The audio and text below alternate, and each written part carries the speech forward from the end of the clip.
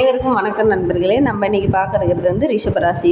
இது ரிஷபராசிக்காரங்கனாவே பேச்சு திறமை நிறையா இருக்கும். பேச்சின் மூலியமாகவே எப்படிப்பட்ட சிக்கல் பிரச்சனையாக இருந்தாலும் அதை பேசியே சமாளிக்கக்கூடியங்க தான் நம்ம ரிஷபராசிக்காரங்க. அப்படிப்பட்ட ரிஷபராசிக்காரங்களுக்கு இந்த மே மாதம் 30 நாட்களும் எப்படி அமைந்திருக்கு, கிரகநிலை மாற்றங்கள் எப்போ ஏற்பட போகுது, இந்த கிரகநிலை மாற்றத்தினால உங்களுக்கு என்னென்ன நன்மைகள்லாம் கிடைக்க போகுது, தொழில் வியாபாரம் எப்படி அமைய போகுது, குடும்ப வாழ்க்கை எப்படி அமைய போகுது, இந்த கிரகநிலை மாற்றம்லாம் எந்தெந்த நாட்களில் ஏற்பட போகுது, எந்த கிரகம்லாம் உங்களுக்கு சாதகமான பலன்களை தரப்போகுது அப்படிங்கிறதெல்லாம் நம்ம இந்த ஒரு வீடியோவில் விளக்கமாக சொல்லியிருக்கோம். நிச்சயமாக இந்த வீடியோ உங்களுக்கு பயனுள்ளதாக தான் இருக்கும்னு நினைக்கிறேன். இந்த வீடியோவை ஸ்கிப் பண்ணாமல் முழுமையாக பாருங்கள். நீங்கள் இப்போ தான் ஃபஸ்ட் டைமாக நம்ம தமிழ் பேசி சேனலில் பார்க்குறதா இருந்தால் நம்ம சேனலை சப்ஸ்கிரைப் பண்ணிவிட்டு கூடவே இருக்கிற பெல் ஐக்கானையும் கிளிக் பண்ணிக்கோங்க. அப்போ தான் நாங்கள் போடுற ஒவ்வொரு வீடியோவும் உங்களுக்கு நோட்டிஃபிகேஷனாக வரும். நீங்கள் ரிஷபராசிக்காரர்களாக இருந்தால் மறக்காமல் நம்மளுடைய சேனலுக்கு ஒரு லைக் கொடுத்துக்கோங்க. வாங்க நம்ம ரிஷபராசிக்காரர்களுக்கு இந்த 30 நாட்களும் எப்படி அமைந்திருக்கு அப்படிங்கிறத பார்க்கலாம்.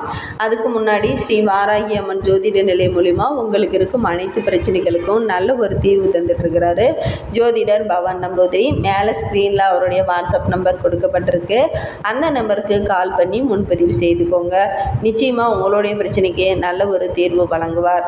வாங்க அந்த ரிஷபராசியில் பிறந்த 3 நட்சத்திரக்காரர்கள், அதாவது கார்த்திகை 2-3 பாதங்களில் பிறந்தவர்களுக்கும், ரோகிணி நட்சத்திரக்காரர்களுக்கும், மிருகசீரிடம் நட்சத்திரக்காரர்களுக்கும் இந்த கிரகநிலை மாற்றங்கள் எப்போ ஏற்பட போகுது, இந்த கிரகநிலை மாற்றத்தினால உங்களுக்கு என்னென்ன நற்பலன்கள்லாம் கிடைக்க போகுது அப்படிங்கிறத விளக்கமாக பார்க்கலாம். இந்த மே மாத கிரகநிலை எப்படி அமைந்திருக்குன்னா, பஞ்சமஸ்தானத்தில் கேது, தொழில் ஸ்தானத்தில் சனி, லாபஸ்தானத்தில் புதனும் ராகு செவ்வாயெல்லாம் இருக்காங்க. ஐன சைன போகஸ்தானத்தில் சூரியன் குரு சுக்கிரன் என கிரகநிலைகள் இந்த மே மாதம் முழுக்க இருக்குது. இந்த கிரகநிலை மாற்றம்லாம் எப்போ ஏற்பட போகுது அப்படின்னா 1/5/2024 அன்று குரு பகவான் ஐனசைன போகஸ்தானத்திலிருந்து ராசிக்கு மாற இருக்கிறார். 7ஆம் தேதி அன்று புதன் பகவான் லாபஸ்தானத்திலிருந்து ஐனசைன போகஸ்தானத்துக்கு மாறுறாரு. 13ஆம் தேதி அன்று சூரிய பகவான் ஐனசைன போகஸ்தானத்திலிருந்து ராசிக்கு மாறுறாரு. மே 20ஆம் தேதி அன்று சுக்கிர பகவான் ஐனசைன போகஸ்தானத்திலிருந்து ராசிக்கு மாறுறாரு. 24ஆம் தேதி அன்று புதன் பகவான் ஐனசைன போகஸ்தானத்திலிருந்து ராசிக்கு மாறுறாரு. மே 31ஆம் தேதி அன்று செவ்வாய் பகவான் லாபஸ்தானத்திலேருந்து ஐனசைன போகஸ்தானத்துக்கு மாறுறாரு.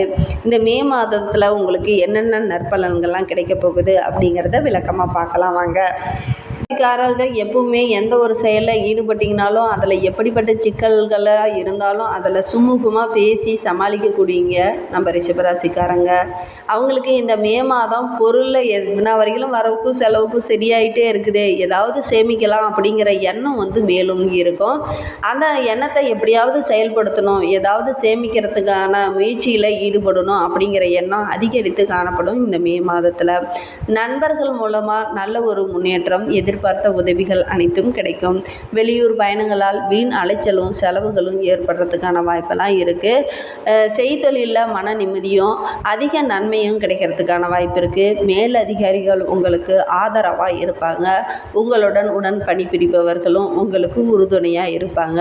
தொழில் வியாபாரத்தில் இருந்த போட்டிகள் எல்லாம் குறைந்து நல்ல ஒரு முன்னேற்றம் கிடைக்கும்.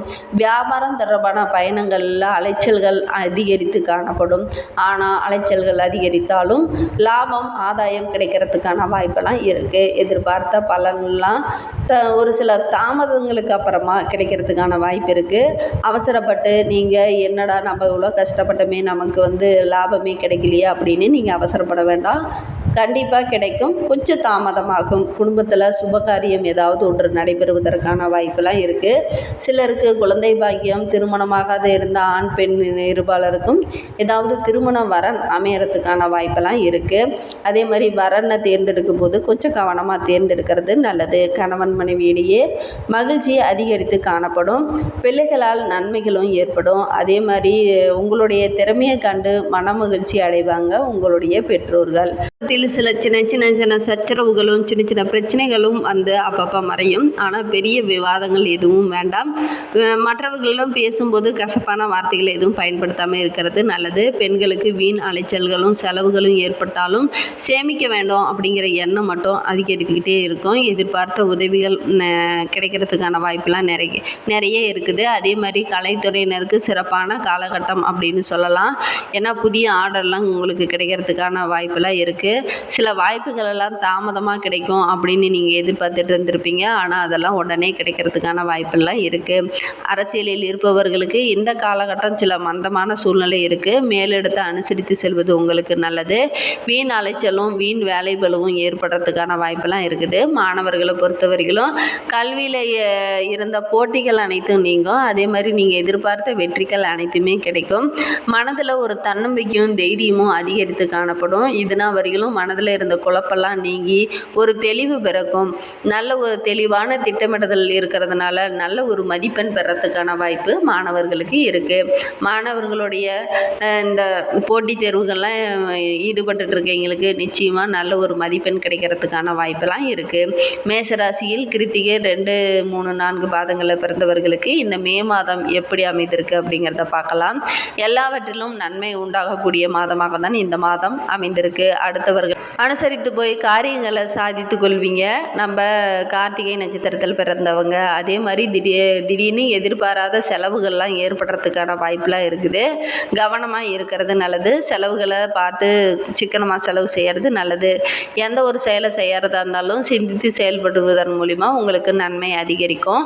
பண வரத்தும் திருப்திகரமாக இருக்குது. அடுத்தவர்கள் நலனுக்காக பாடுபட வேண்டிய ஒரு சூழ்நிலையும் இருக்குது. அதே மாதிரி பெரியோர்கள் உங்களுக்கு உறுதுணையாக இருப்பாங்க. அதே மாதிரி உங்களுடைய காரியத்தில் அந்த தடையெல்லாம் விலகி நல்ல ஒரு முன்னேற்றம் இருக்கும். வழக்குகள் சாதகமான பலன்கள் அனைத்துமே கிடைக்கிறதுக்கான வாய்ப்பு இருக்குது. ஆனால் ஒரு சில தாமதங்கள் ஏற்பட்டு தான் அப்புறம் உங்களுக்கு சாதகமான பலன் கிடைக்கும். ஆனால் நீங்கள் கவலைப்பட வேண்டாம். நிச்சயமாக உங்களுக்கு நற்பலன்கள் அனைத்துமே நம்ம கார்த்திகை நட்சத்திரக்காரர்களுக்கு கிடைக்கும். அதே மாதிரி ரிஷபராசியில் ரோகிணி நட்சத்திரத்தில் பிறந்தவர்களுக்கு இந்த மே மாதம் எப்படி அமைந்திருக்கு அப்படிங்கிறத பார்க்கலாம். நண்பர்களிடம் பழகுவது கவனமாக இருப்பது நல்லது. தொழில் வியாபாரம் தொடர்பான பயணங்கள் செல்ல வேண்டிய ஒரு சூழலையும் இருக்குது. அதே மாதிரி பார்ட்னர்களை அனுசரித்து செல்வது உங்களுக்கு நல்லது. உத்தியோகத்தில் இருப்பவர்களுக்கும் சக ஊழியர்களுடன் விட்டு கொடுத்து செல்வதன் மூலிமா உங்களுக்கு நற்பலன்கள் அனைத்துமே கிடைக்கும். வீண் அலைச்சல்கள் வீண் வாக்குவாதங்களை தவிர்த்திங்கன்னா நிச்சயமாக இந்த மே மாதத்தில் உங்களுக்கு அற்புதமான பலன்கள் அனைத்துமே கிடைக்கும். குடும்பத்தில் இருப்பவர்களுக்கு அவ்வப்போது வாக்குவாதங்களெல்லாம் ஏற்படும். அந்த வாக்குவாதங்களை நீங்கள் பெரிதுபடுத்தாமல் முடிந்த அளவுக்கு விட்டு கொடுத்து செல்வது உங்களுக்கு நல்லது. இந்த ரிஷபராசியில் மிருகசீரிடம் 1, 2 பாதங்களில் பிறந்தவர்களுக்கு இந்த மே மாதம் எப்படி அமைந்திருக்கு அப்படிங்கிறத பார்க்கலாம்.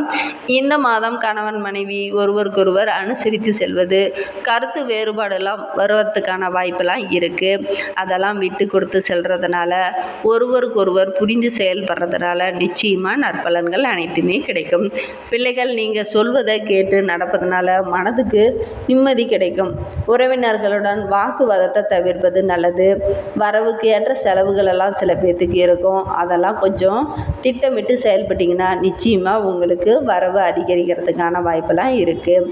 மற்றவர்களுடைய பிரச்சனையில் நீங்கள் தலையிடாமல் இருக்கிறது நல்லது. அதே மாதிரி உங்களுடைய காரியங்களில் சில தடைகளும் தாமதமும் ஏற்படுறதுக்கான வாய்ப்பு இருக்குது. அதெல்லாம் கொஞ்சம் அனுசரித்து செல்வது நல்லது. ஏன் தாமதம் ஏற்படுது அப்படிங்கிற கேள்வி போய் வீண் வாதங்களில் ஈடுபடாமல் இருக்கிறது உங்களுக்கு நல்லது. முடிந்த அளவுக்கு நீங்கள் இந்த மே மாதத்தில் வீண் வாதங்கள் வீண் அலைச்சல்களை தவிர்த்திங்கன்னா நிச்சயமாக இந்த மே மாதம் உங்களுக்கு அற்புதமான மாதமாக தான் அமைந்திருக்கும். எந்த ஒரு செயலை செய்கிறதா இருந்தாலும் ஒரு முறைக்கு 2 முறை யோசித்து செயல்படுங்க. எந்த காரியத்தில் இறங்கிறதுனாலும் உங்களுடைய முன்னோர்களுடையும் குடும்பத்தில் உள்ள மற்ற நபர்களின் மூலியமாகவும் நல்ல ஒரு ஆலோசனை பெற்று செயல்படுறதுனால நற்பலன்களும் நல்ல ஒரு ஆதாயமும் கிடைக்கிறதுக்கான வாய்ப்பு இருக்குது. மேலும் உங்களுக்கு இருக்கும் பிரச்சனைகள் கஷ்டங்கள் அனைத்தும் தீர்வதற்கு ராமாயணத்தில் சுந்தரகாண்டத்தை படித்துட்டு வாங்க. எல்லா கஷ்டங்களும் உங்களுக்கு நீங்கும்.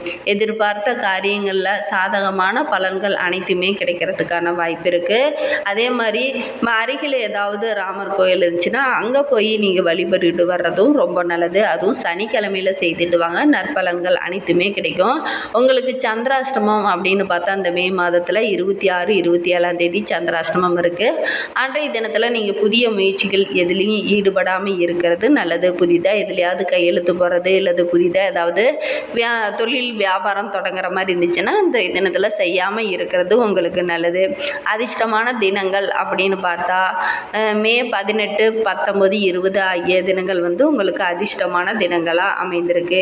இந்த மாதிரி பயனுள்ள வீடியோக்களை தொடர்ந்து கேட்குறதுக்கு நம்ம சேனலை சப்ஸ்கிரைப் பண்ணிவிட்டு கூடவே இருக்கிற பெல் ஐக்கானையும் கிளிக் பண்ணிக்கோங்க. அப்போ தான் நாங்கள் போடுற ஒவ்வொரு வீடியோவும் உங்களுக்கு நோட்டிஃபிகேஷனாக வரும். இந்த வீடியோ உங்களுக்கு பயனுள்ளதாக இருந்ததுன்னு நீங்கள் நினச்சிங்கன்னா நம்ம சேனலுக்கு ஒரு லைக் கொடுத்துக்கோங்க. தேங்க்யூ.